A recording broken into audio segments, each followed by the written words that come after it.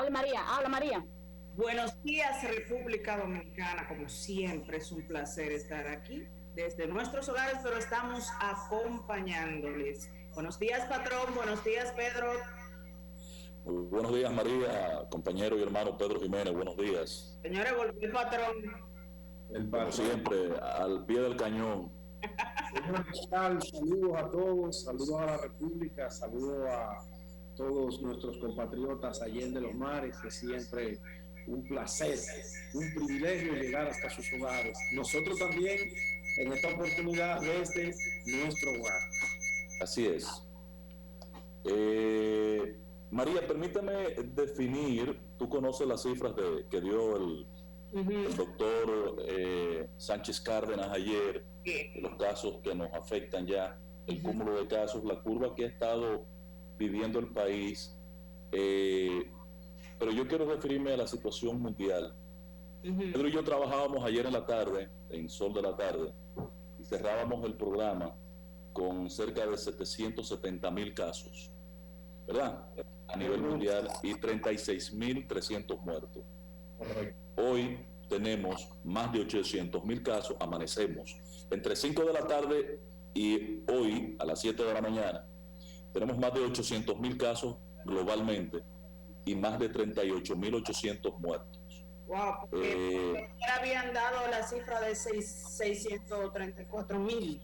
Pero está creciendo a un ritmo, María, de casi 10,000 personas infectadas, no, cada dos horas.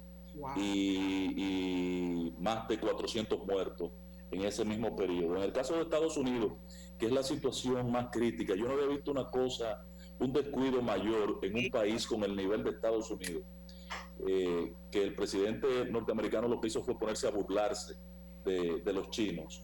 Tienen 161,000 casos y más de 3,000 muertos en este momento. Es una cosa escalofriante lo que está pasando en Estados Unidos. No solo eso, Ángel. Tú sabes que mientras no se establezcan medidas más drásticas, yo sé que tú no estás de acuerdo con esto, pero ya está harto demostrado que la única manera de poder detener el pico de los contagios es con el distanciamiento comunitario. No hay de otra manera, porque el virus se pega, tú no sabes quién lo tiene y quién no lo tiene. Otro método que puede ayudar a la disminución de los contagios es lo que tiene que ver con las pruebas. Y aceleramos las pruebas en la mano de República Dominicana. Ayer hablaba con mi cuñada, que vive en Estados Unidos, que ha estado presentando síntomas. Y es un tema, prueba, ¿no? Allá te la hacen hoy, pero te la entregan en una semana. Aquí por lo menos si logras que te la hagan, que el desafío de las autoridades aquí es cómo pueden acelerar el tema para lograr una mayor prontitud con la realización de la prueba. Yo te contaba ayer en el programa de un tiro político que tenemos desde el viernes con un cuadro bastante delicado, una persona de 76 años, hipertenso, y no ha habido forma humana, no ha habido relaciones que valgan para que puedan hacerle la prueba. Entonces, si yo no sé que estoy contagiado, ¿cómo voy a tener? Por ejemplo, yo puedo estar aquí sano, pero yo puedo ser portador del 19 y no lo sé. Entonces, con mi ignorancia, afecto a varias personas del entorno que rodea a uno. En ese caso, Pedro, que tú refieres, que lo conozco porque lo relataste ayer, a mí me da la tranquilidad de que ya él está bajo el control de un sistema médico, que allí hay un protocolo que se tiene que estar cumpliendo por ser sospechoso, por la condición de sospecha. Ahora, en el caso de las pruebas, yo me imagino que con las pruebas que trajo y donó Gonzalo Castillo, más la que había adquirido el gobierno rápida, que son pruebas rápidas que te dan los resultados de inmediato. Que los resultados, o sea, si sale positivo en un 85%. O sea, si sale positivo, tiene un potencial que ya en la prueba profunda, exacto, como dice María. Exacto. Entonces, ese producto que está llegando al país y que parece que ya China lo ha masificado, hizo donaciones en Venezuela importantes y en Argentina, en Italia. Es un tema importante de implementar en la República Dominicana. El éxito, hay dos países que han tenido éxito, hay varios países que han tenido éxito, Suecia, Alemania es un ejemplo, pero en el caso más significativo para mí, y un ejemplo a seguir si tuviéramos la posibilidad, es el caso de Corea del Sur.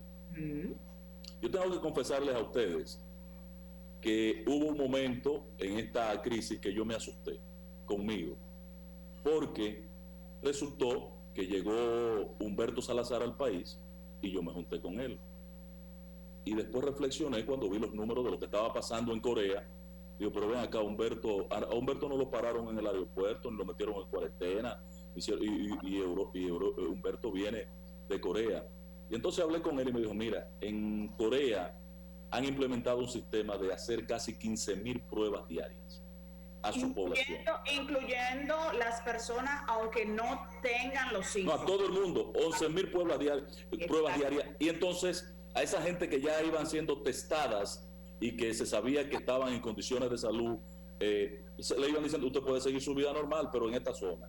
Toda esta zona está libre del virus, Yo creo, Pedro, y si tú sigues el ejemplo de lo acontecido ayer en el puente, que tú has llamado la atención del comportamiento, de la falta de comunicación del gobierno con lo del puente ayer, nosotros no estamos en condiciones, ni creo que tengamos la necesidad aún, por la cantidad de casos que tenemos, de generar un aislamiento total mediante un toque de queda 24/7.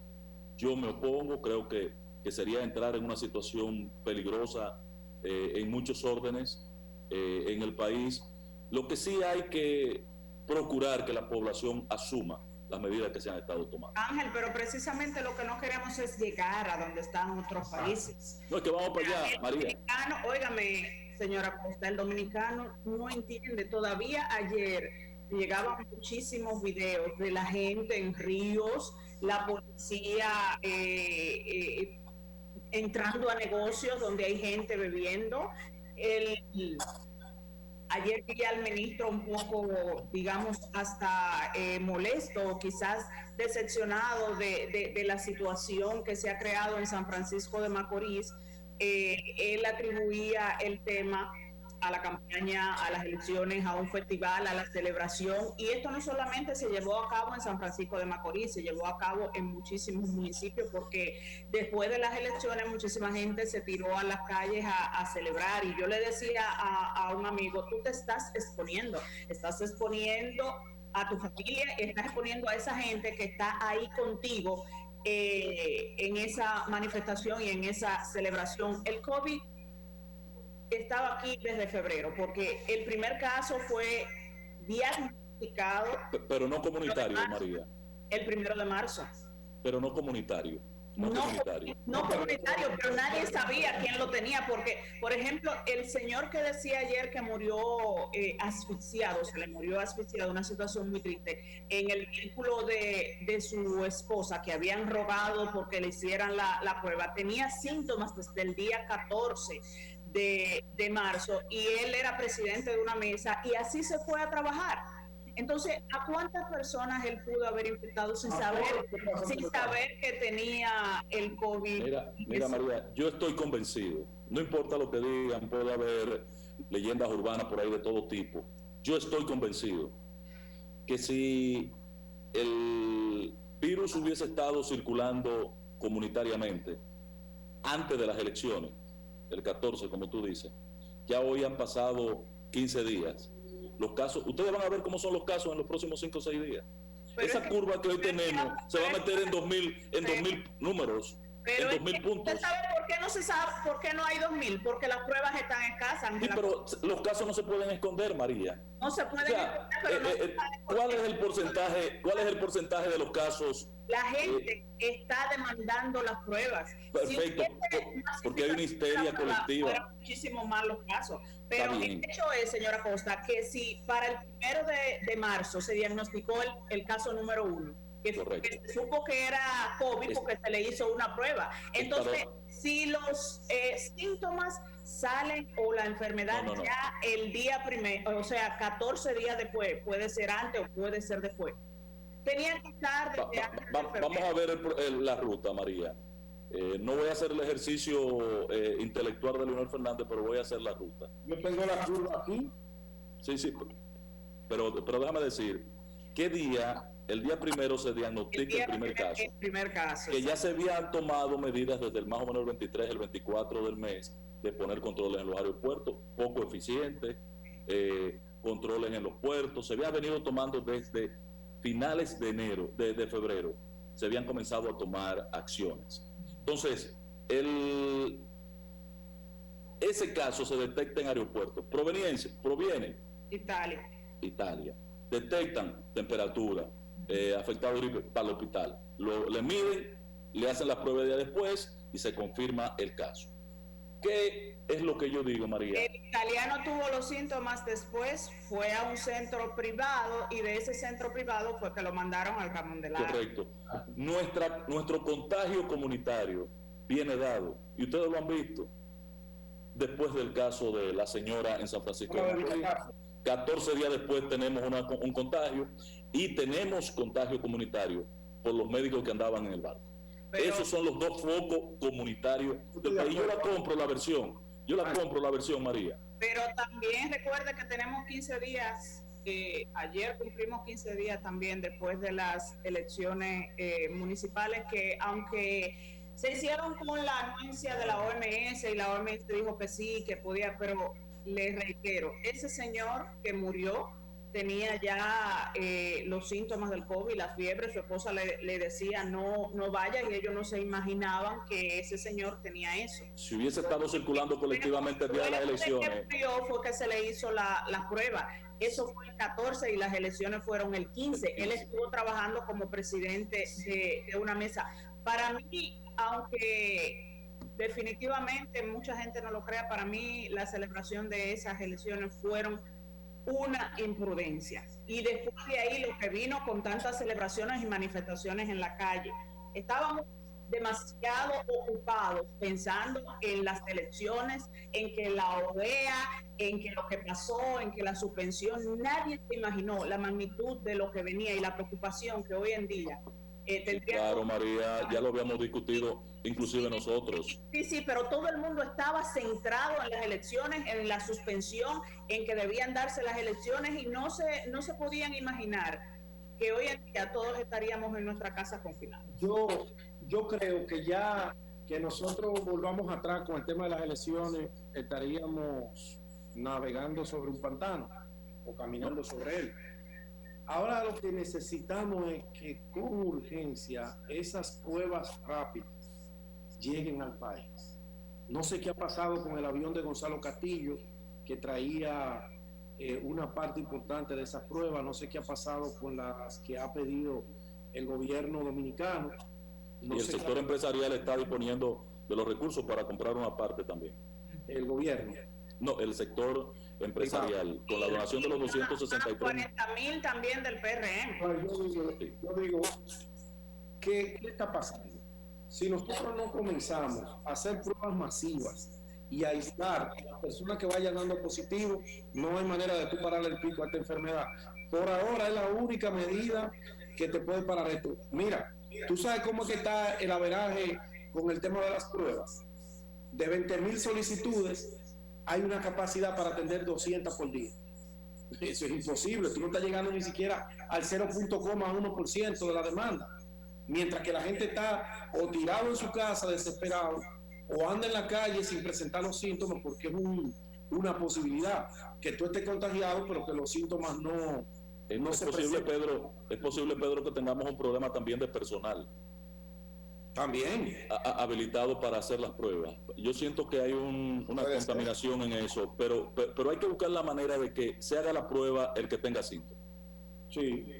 Porque también hay una desesperación por gente que tiene 4 o 5 mil pesos en los bolsillos, algo más, y que entonces yo quiero irme a hacer la prueba, pero usted no tiene ningún tipo de síntoma. ¿Por qué usted tiene que ir a hacerse la prueba? Yo tengo un amigo Pero conocido por todos nosotros. la cota de la situación de Corea, claro, no es lo mismo, no es la misma capacidad, pero por ejemplo, una persona que haya estado... Corea es diferente porque es frontera con China. Sí, nosotros los periodistas, por ejemplo, que hemos estado en la calle, que tenemos que salir. Yo estoy confinada ahora porque en mi medio de comunicación así lo discuto. Pero una persona que haya estado en contacto con alguien que posteriormente dio positivo, eso le causa también mucho estrés, aunque no tenga los síntomas. El tema está en que se preocupa porque dice, pero entonces yo estoy exponiendo también a mi familia. Sí. Entonces eso también es un tema que hay que... Pero no te la va a hacer todos los días cada vez que vaya a tu casa, María.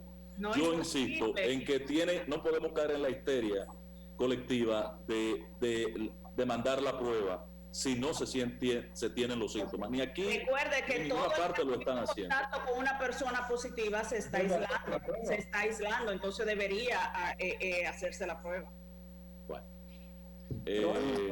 Pero Pedro tocó un tema que entró en contradicción con nosotros. Yo quiero hacer una aclaración. María y yo referimos el caso de las elecciones pasadas, Pedro, pero yo creo que todavía es vigente el tema, porque hoy el principal tema es de nuevo, hoy el principal tema es ¿cuál?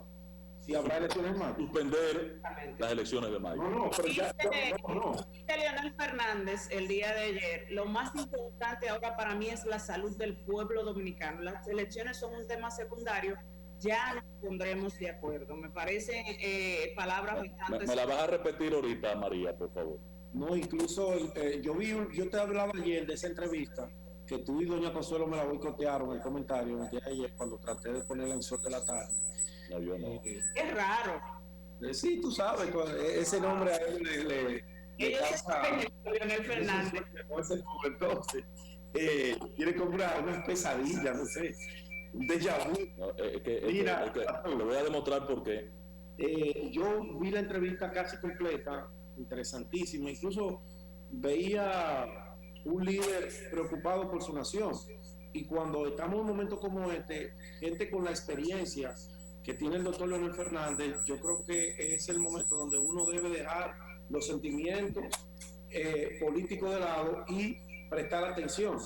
Yo mantengo siempre la siguiente idea, y es que en República Dominicana hoy vivo no hay nadie con más experiencia de Estado que Leonel Fernández. Es el único expresidente con 3 periodos vivos, y en la historia se registran muy pocos con esa condición.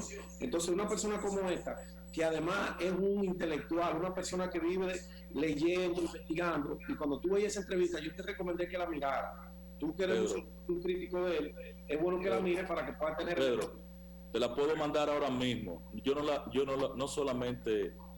vi porque no tenía el momento para verla, pero la tengo copiada. Te la puedo mandar. Pero no la vi.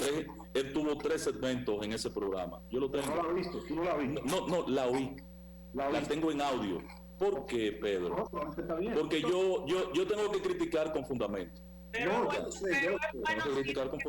bueno siempre... patrón, todo el mundo pura retórica, pero óyeme por qué, Pedro. ¿Cuál es mi posición? ¿Cuál es mi posición? Por ejemplo, me llamó mucho la atención las investigaciones que él daba, porque como dice Pedro, Leonel siempre anda investigando del tema de los ventiladores y los códigos abiertos que hay en algunas universidades para que otros países puedan accesar a este tipo de ventiladores. Por ejemplo, en la República Dominicana tenemos entre 400 y 500 camas con ventiladores y cuidados intensivos. Lo mismo pasa, decía él, en Nueva York, donde solamente hay 10,000, pero se necesitan 30,000. Entonces son ideas innovadoras que para mí son buenas. Sí, pero él tiene que decir, pero él es un irresponsable, porque él tiene que decir, tenemos en República Dominicana una manufactura en capacidad de construir ese equipo.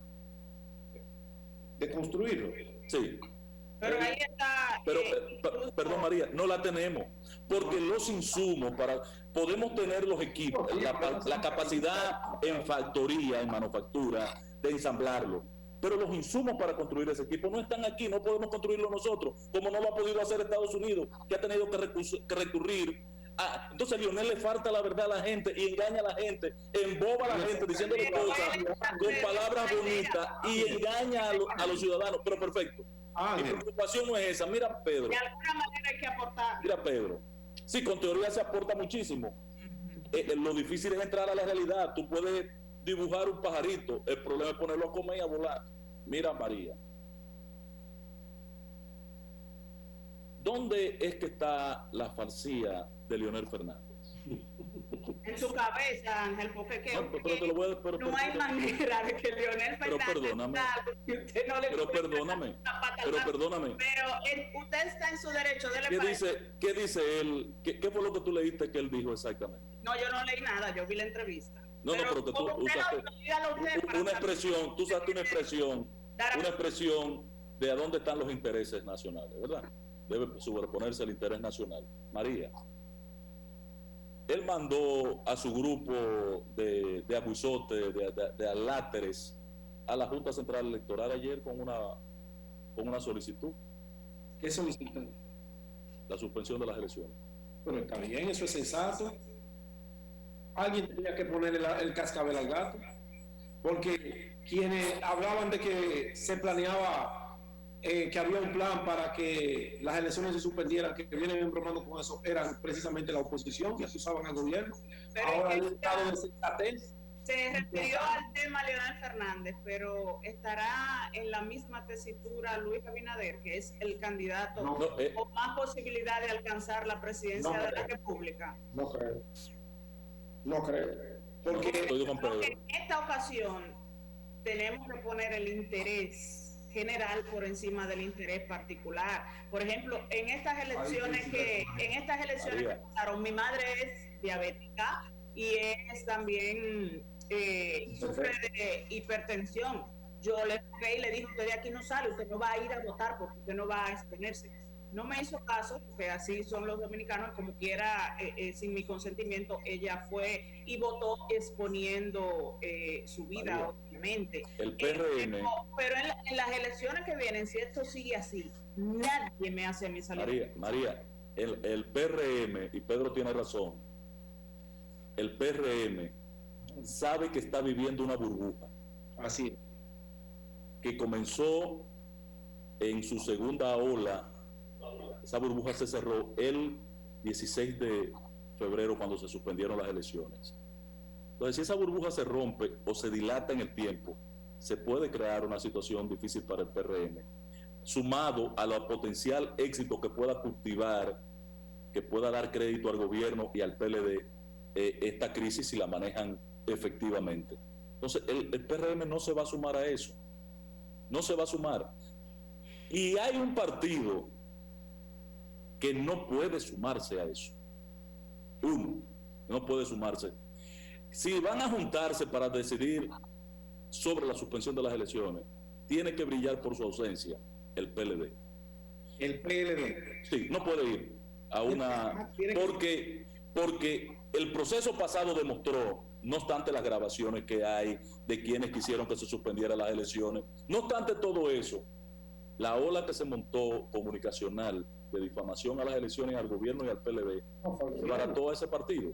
Entonces, el único que no puede sumarse ni integrarse a una discusión de potencial suspensión de las elecciones es el Partido de la Liberación Dominicana. Entonces, y el PRM sabe que vive una burbuja. Entonces, ¿quién está forzando esta situación? ¿Quién fuerza esta situación? Leonel, que no tiene ninguna posibilidad. Bueno, partiendo de la lógica y la realidad, el gran beneficiado políticamente puede ser él, porque le daría un margen de tiempo para crecer. Recuérdate que es un partido que tiene 3 meses que lo fundó. Totalmente de acuerdo. Un hombre como Leonel, con la sabiduría que tiene, con la experiencia de Estado que tiene, con el poder comunicacional que él personalmente tiene, es un escenario que si le dan 3 o 4 meses, cuidado con lo que puede pasar. Cuidado con lo que puede pasar, porque Leonel es un tipo que convence, encanta hasta a sus enemigos. ¿Tú por qué no quieres? Es un encantador de serpiente, indiscutible. Señores, vamos a la pausa. Ya retornamos.